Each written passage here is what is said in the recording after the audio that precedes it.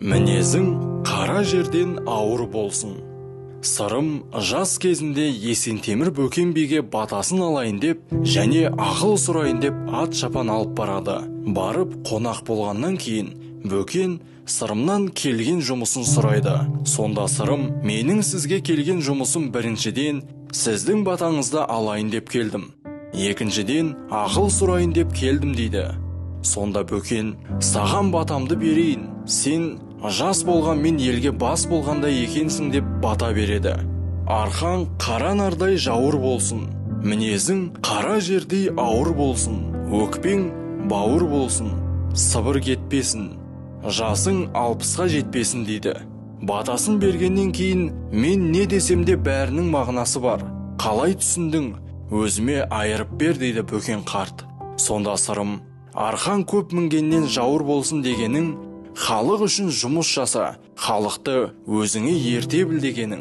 Мінезің қара жерден ауыр болсын дегенің, беріден ойлама, әріден ойла, салмақты бол, жеңіл болма дегенің. Өкпең жоқ бауыр болсын дегенің, не болса да соған өкпелеп, енені жіпке тізіп өкпешіл болма дегенің. Құлағынан сыбыр кетпесін дегенің, ел арасында дау жанжал көп кездеседі. Сол мәселені өзің шешіп, ақ қарасын айырып, дұрыс төресін бере біл дегенің. Жасың 60-ға жетпесін деген батаңызға мен түсіне алмадым депті. Сонда Бөкен қарт Сырымға ақырған екен: мен сенен Құдайдың берген жасын қызғанам ба? 160-ға кел, менің жасым 84-ке келді. 6 бәлеге тап болдым, мен сені сол 6 бәледен аулақ болсын деп едім. Ол мыналар: үлкен үйге кіре алмадым, кіші үйге сый алмадым. Қара сақалды әкем болды, қара шашты шешем болды.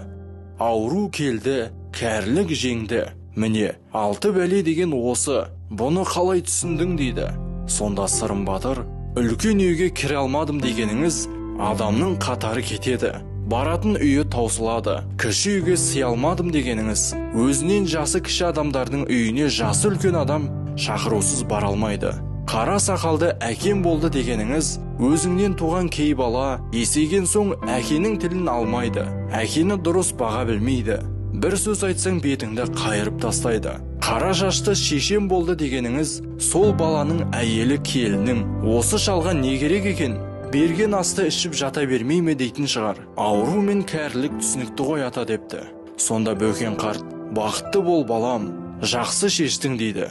Сырымға қарап, Бөкен басын шерткен екен. Сырым оған аузын ашып, тілін көрсетіпті. Сырымның қасындағы жолдастары: Бөкен саған неге басын шертті?